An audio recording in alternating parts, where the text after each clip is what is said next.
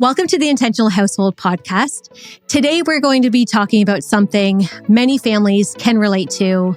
It is the weekends.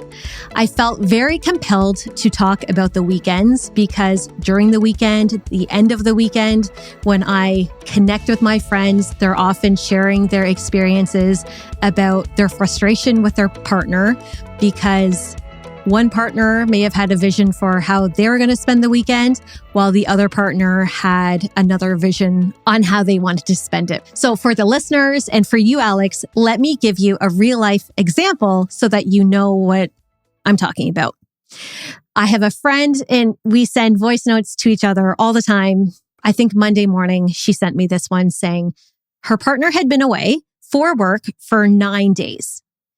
My friend has 2 young kids. She was at home managing the young kids. One is 6 months and one is a preschooler.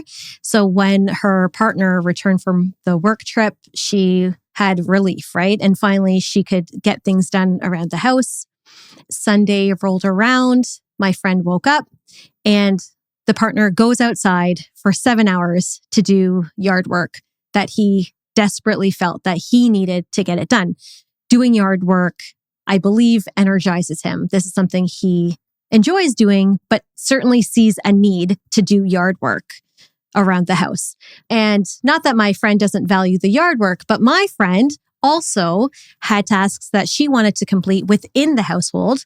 But because she was stuck by default, taking care of her boys, she was unable to get any of that work done. So as you can imagine, that would create a lot of friction between two people.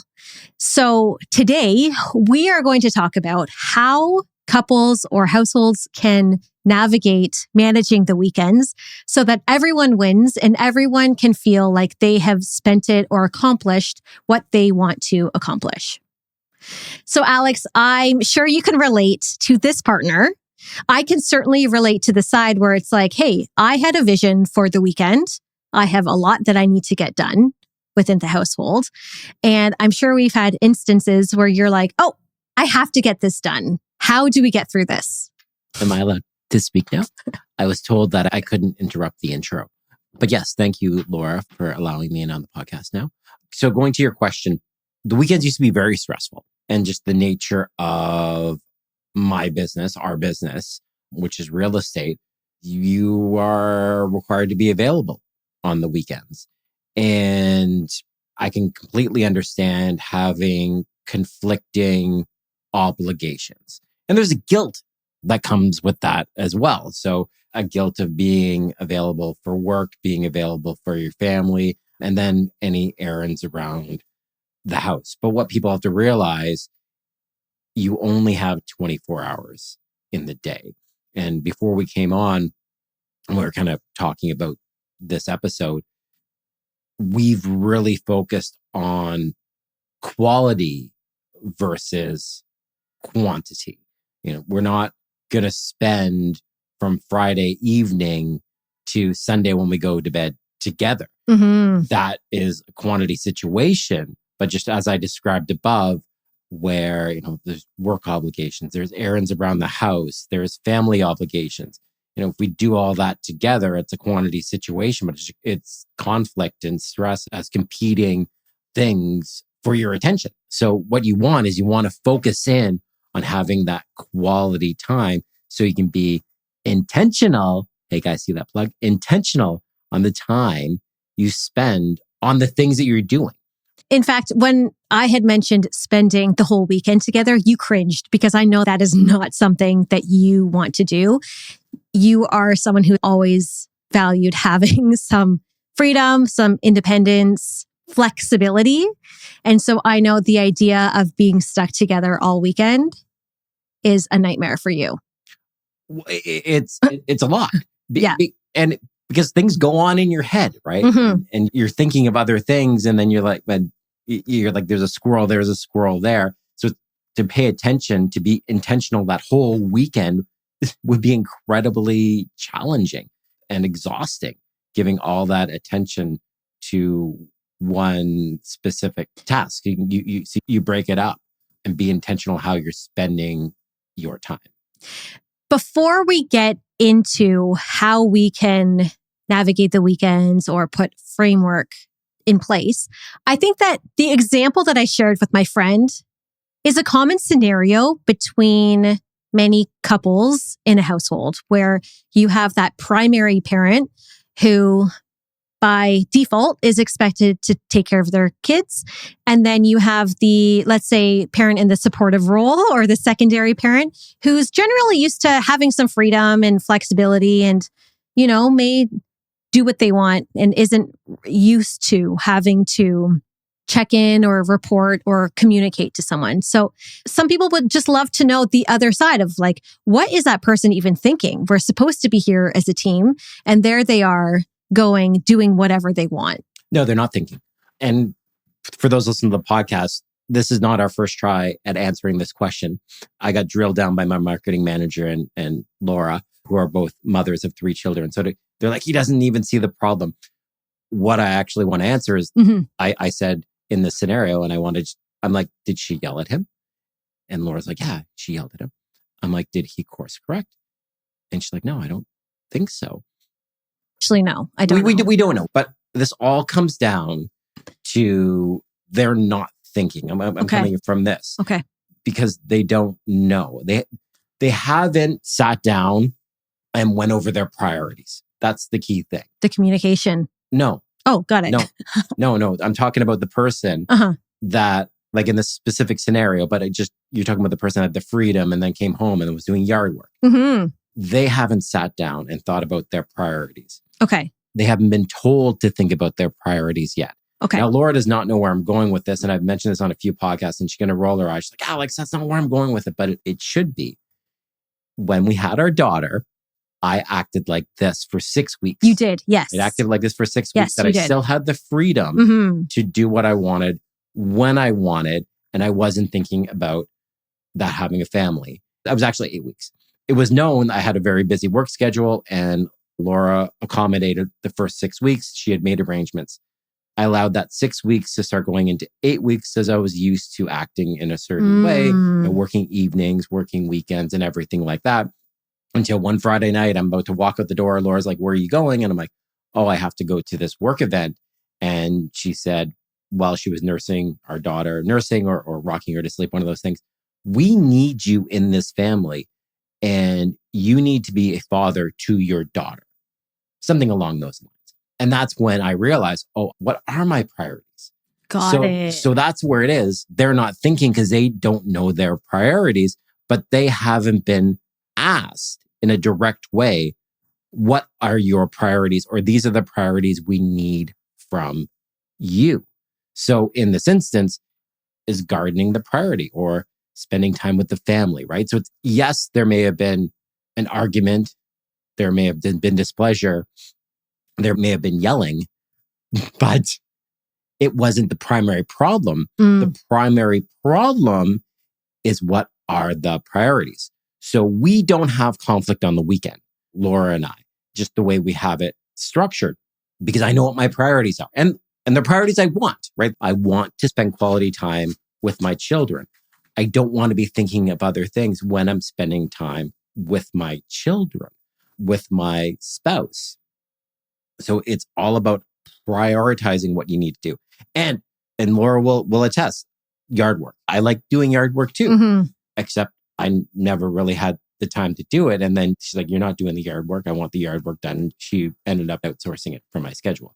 Well, yeah. I mean, you certainly enjoyed the yard work, but you never did I never did because I didn't have time. Never, ever. When I looked at the priority level, it wasn't a lack of, hey, I don't want to do the yard work. I'd love to do the yard work, but I could only do the yard work on the weekend. But the weekend I was dedicating to the family. So there was I couldn't get it done. So then that ended up getting outsourced. Someone else is doing the yard work. Would I like to do the yard work?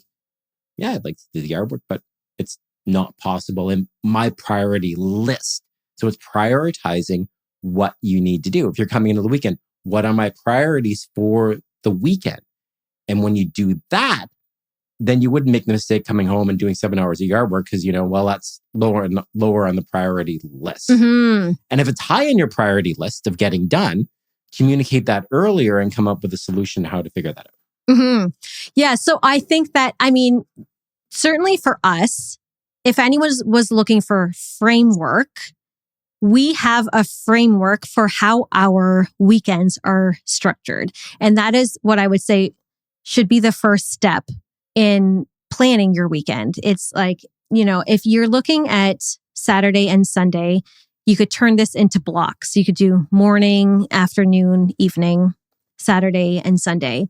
So what is Saturday morning spent on, right? Is this for chores, errands, household work? For you, your Saturdays, let's say your Saturday morning and Saturday afternoon is spent on work or personal time.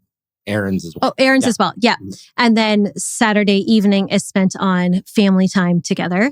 And then we structure our way. Sunday, it has been doing some kind of dividing and conquering. But it's all family time. Yeah. Yes. Sunday is our allocated family time. Yeah. We're not time to do work. Yeah. Not work. Yeah. Not chores. None of that. Not errands. Sunday is the day to spend time with family. Yes, exactly. And so we will allow ourselves in like Sunday morning if we want to divide up and I take a child, you take two. And then in the afternoon, we will do a family activity together.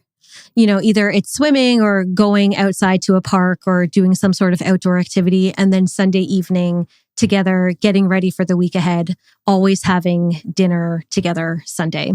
And before we talked about this, you were talking about the family huddle. And I'm like, we don't do a family huddle. But you're like, yeah, we talk about it on Sunday morning. And it's just because we've set up this framework that we're just, on Sunday, we're just having a brief conversation on who's taking this kid, what are you doing with this kid? We're doing this together. Where are we taking them? There's not conflicting objectives. No. So yes, we've established. So step one is establishing the frameworks for how you want to structure Saturday and Sunday and when things can get done. And then the second step is having some sort of family huddle or time to meet as a family. This could be Friday dinner. This could even be like Thursday. This could be Saturday morning. For us, it's just Sunday morning because our Sunday is our day together as a family. Mm-hmm. But at breakfast, you will ask the family, okay, what does everyone want to do today? And it's both you're like asking me, but you're also asking the kids so that we can incorporate the kids' activities and meet their needs as well. And I'll throw something out there. Mm-hmm. So, as we have the structure, Sunday is the family day. We're all spending it together. Someone may come back. Like, what if a bunch of people are getting together for playing golf on Sunday? Good question. Well, your answer is no. Like, you're not playing golf on Sunday.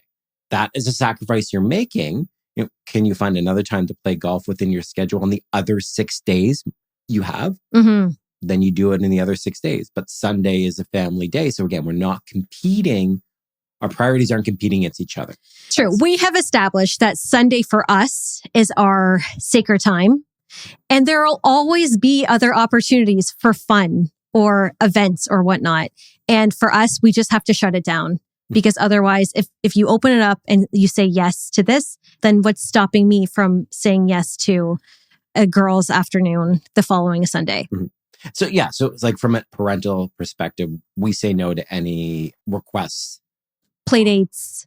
Only sometimes we allow little play dates, but I would say, but birthdays we allow. Like a child's like a birthday party. Yeah, on a Sunday. I just want to let people know out there, like, oh, wow, these guys are stringent. If I'm going to do this, like, no, they're like a birthday party in the children that happens. Or let's say extended families come in and visit. Yes, that happens on Sunday as well. So just give an idea, a bigger picture of like how the structure of the day is, but it's all about spending time like as a family. So even if our kids have a birthday that they're invited to, that comes up on Sunday. Okay, so-and-so has this person's birthday. Okay, you're going to take them that kid to that birthday. And then I got these kids and I'm taking them here, right? Mm-hmm. Still focusing around, it's focusing around the family and our children's obligations. Mm-hmm.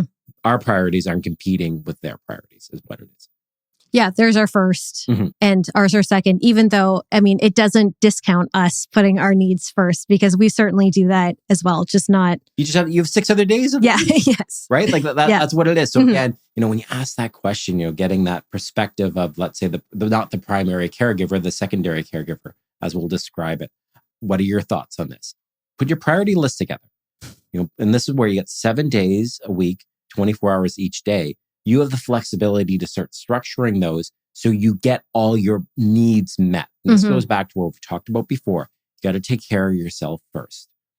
By taking care of yourself first, when that Sunday comes up, when it's family time on the weekend, you're energized, you're full. You're not worried about other things. You're able to give your full attention to those obligations.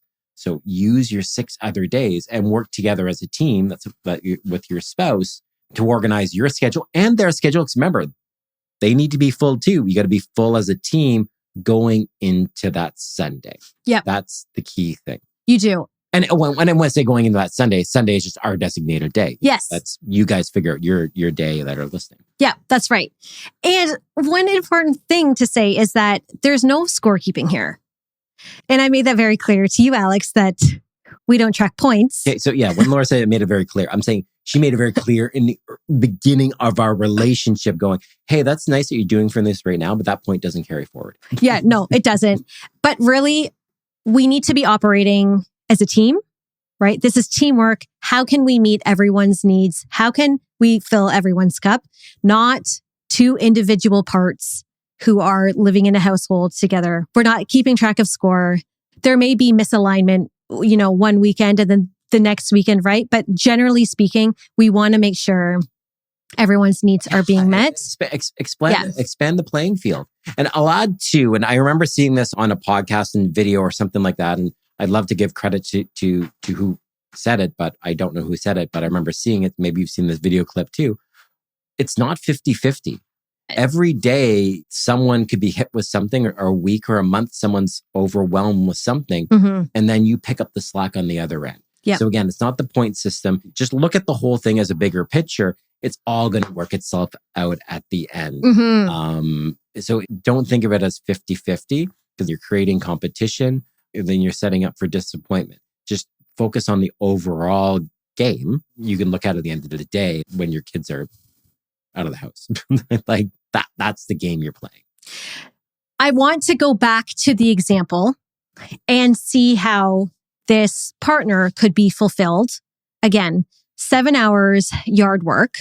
The yard work fulfills the partner. How could that fit into the weekend so that the other partner also feels fulfilled and has their needs met the weekend?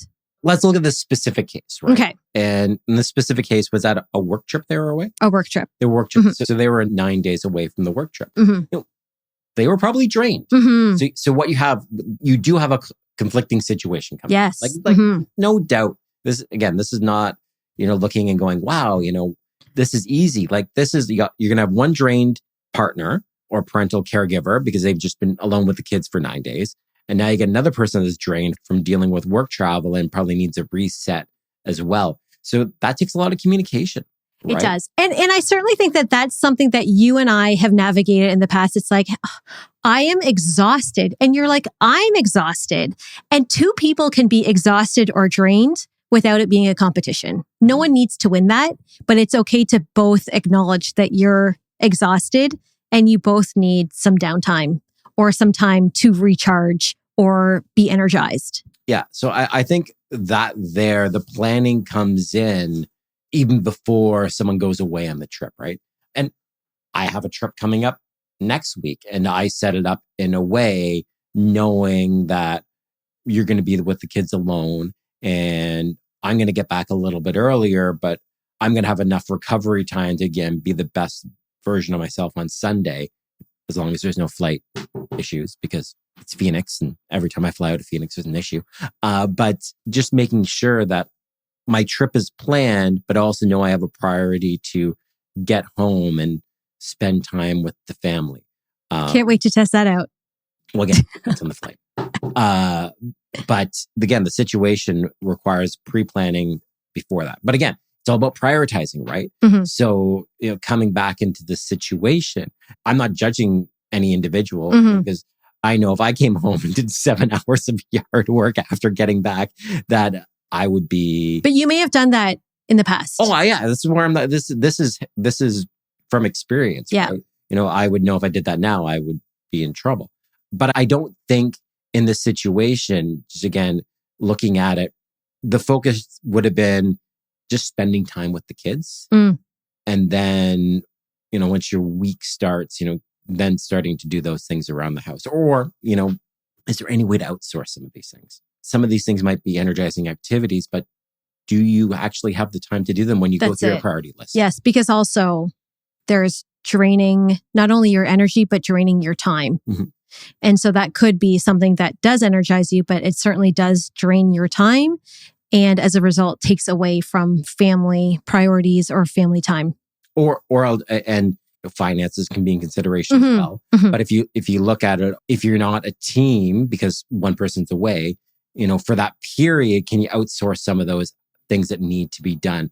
Can you bring in a cleaner, let's say, and I don't know, again, just giving an example. Can I bring in a cleaner in just for that week, maybe? Because I'm going to be alone. I'm dealing with the kids the whole time. I don't need a cleaner all the time, but just for this week, we're going to get a cleaner. Good point. We're going to bring some cleaners in to help out the load so that it's not all on me when I get back. And now that's backloaded and I have to get all that work, right? So again, maybe you're not outsourcing all the time, mindful of finances, but can I outsource this specific time to deal with the situation to help alleviate things? That's a really good point. So it's having that conversation before the partner goes away and seeing how you can make it easier, and not just easier with the childcare, but easier with household responsibilities.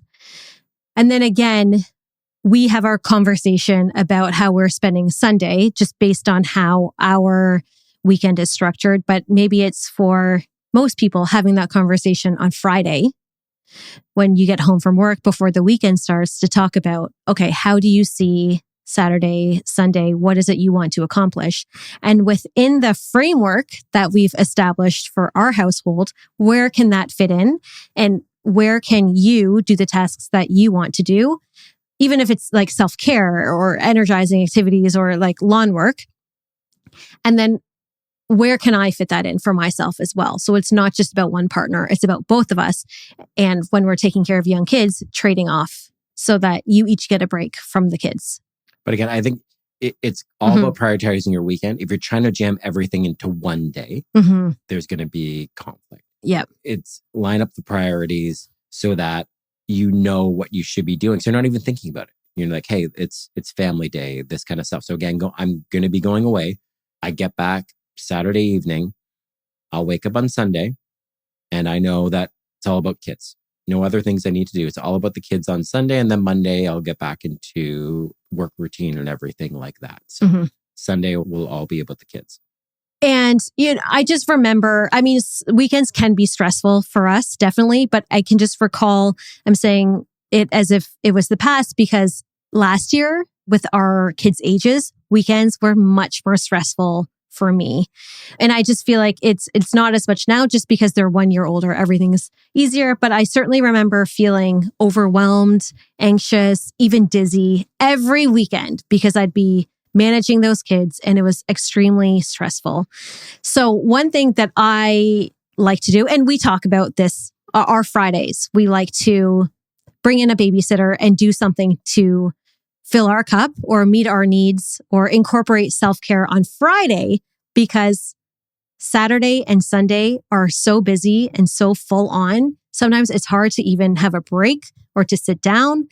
But Friday means that we can recharge and really mentally and physically prepare for the weekend ahead. So I would say that if weekends are full on for any families, Fridays, if you can control it, should be a day to physically and mentally prepare.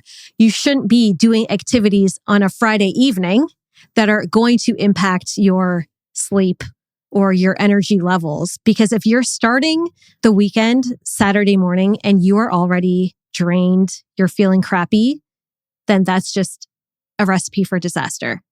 And I want to add something else in here. And I talked about outsourcing things. Set up the primary caregiver for success. And we've mentioned in other podcasts, really think about getting secondary help for one of the days on the weekend. So again, people that are listening going, oh, wow, like you're able to do this. This sounds great, but it sounds like there's a lot on Laura, the primary caregiver, if you're doing errands and doing what you want on Saturday. Well, we actually have help that comes in on Saturday that works with Laura. We have a Saturday nanny. And we don't have a nanny during the week. We have a Saturday nanny. Mm-hmm. And that takes the load off of Laura on Saturdays. And what we try to do with the kids' schedules is that's their activity day. So Saturdays is, okay, we load them up on their various activities and everything like that and programs. That's on Saturday. And then we have a Saturday nanny that helps us out. So if people are out there looking, going, oh, wow, I need to relieve some pressure. Maybe you don't need a nanny Monday to Friday, but maybe you need a nanny on Saturday. Mm-hmm.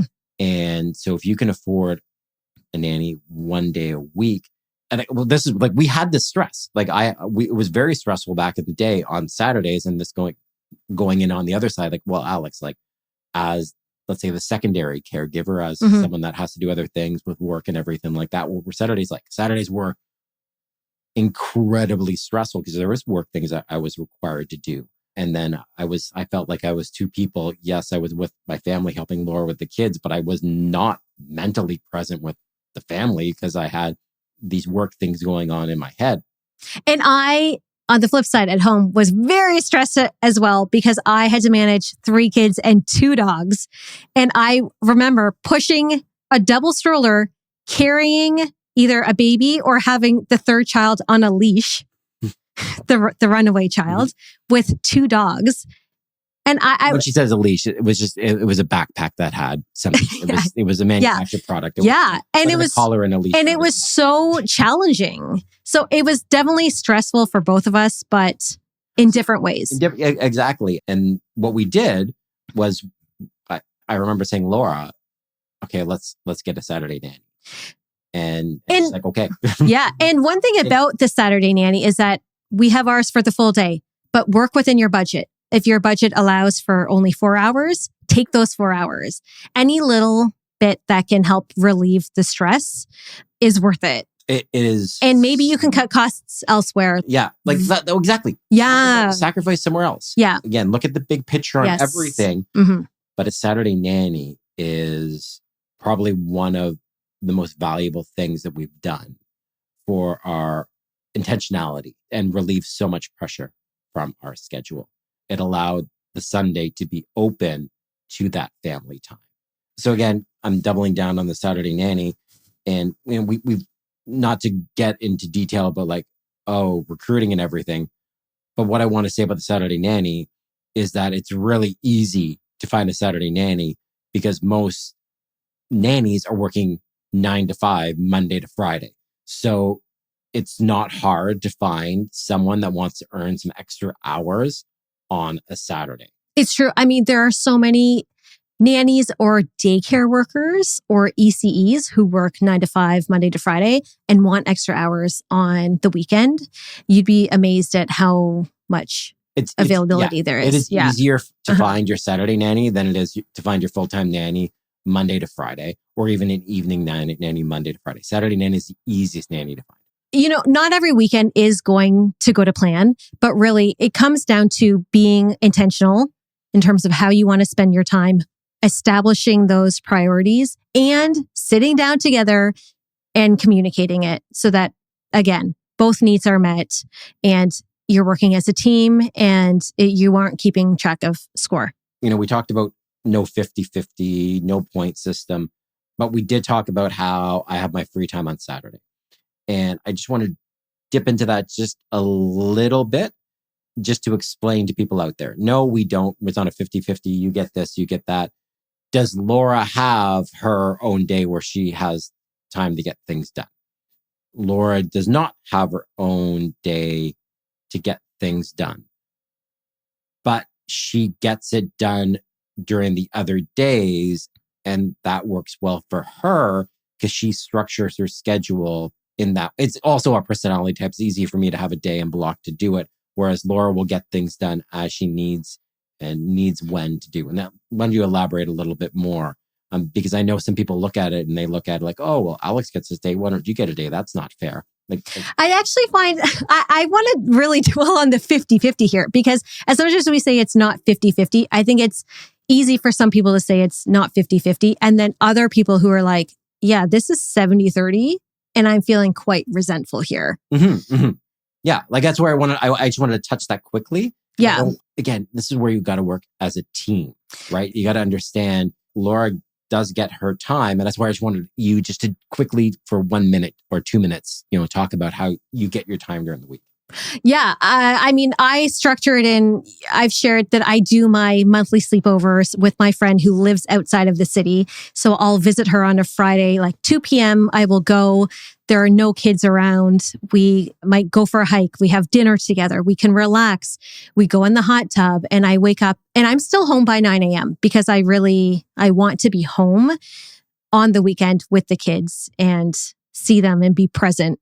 But then any other time I want to schedule something in, I schedule something in and then I communicate it with you so that we can ensure you're around or we get a babysitter. Yeah. So for me, it's more ad hoc, if you will. Yes. And I think, when you're saying that to me, when you're working as a couple, I think sitting down and going, these are my needs that I need as an individual for me to fill my cup. Yeah. And I said that to you when we did the Saturday days. I really need this day because I need to do things. And you're like, that's a great idea. And we'll do the Saturday nanny, that kind of thing. So I think communicating with your partner, just these are my needs and these are what I have to fit in during the week or in a month to allow me to be my best self. I think it's a very important conversation that you both have. And that way it's not 50-50. You're not doing this 50-50 calculation. You've done it in a way that I've got my needs met. You've got your needs met, whatever you need, because every individual is unique. And if you're doing that, then you can be the best parent that you can be, best individual you can be, and best spouse that you can be. And really, again, to drive the point home, to really focus on the quality time together, identifying those times, those sacred times, so that they are protected and you can ensure there's the quality time, and then understand, okay, these other times, they can be times when we run errands or do. You know what I'm sensing our next podcast episode? What? Quality time over quantity time, how we do it, how we operate, right? Because it is truly a quality over quantity. There are going to be times during the week where you're like, I barely, we barely speak to each other during the week. And it's not because we don't want to. It's because we're so busy with the kids, and you try to have a conversation at the dinner table and you have 3 kids yelling in your ear and you're like, we can't even have this conversation right now. Right. But knowing that, okay, we just got to survive this part of it, but we know we have this day over there with each other. We're going to be able to communicate then. So I think we should do that episode. What do you think? Sounds great. Okay. I'd love to. Yeah. We're wrapping up how to have a successful weekend, but talking about the weekends and how to structure and plan your weekends. We're talking from here, but again, we don't have kids, let's say, for example, in competitive sports, right? We're not at that age yet, and that opens up a whole nother dynamic of things. But have that conversation with your spouse, with your partner, and go over what your priorities are so that both of you understand what your priorities are, and then work together as a team to accomplish those priorities is really key, and build a framework that you can use every single weekend on that. So you're not resentful of each other. You're not disappointed in each other. Let's not create situations where we will be disappointed. Like, let's structure it better. So it's all about communication is key. And that's how you build the structure and have a quality versus quantity weekend, right? Like, it's just focus on having that. Setting yourself up for quality time is key. If you like this episode and found it helpful, please share it with your partner, share it with a friend or family member. And don't forget to subscribe and follow us at Intentional Household on Instagram.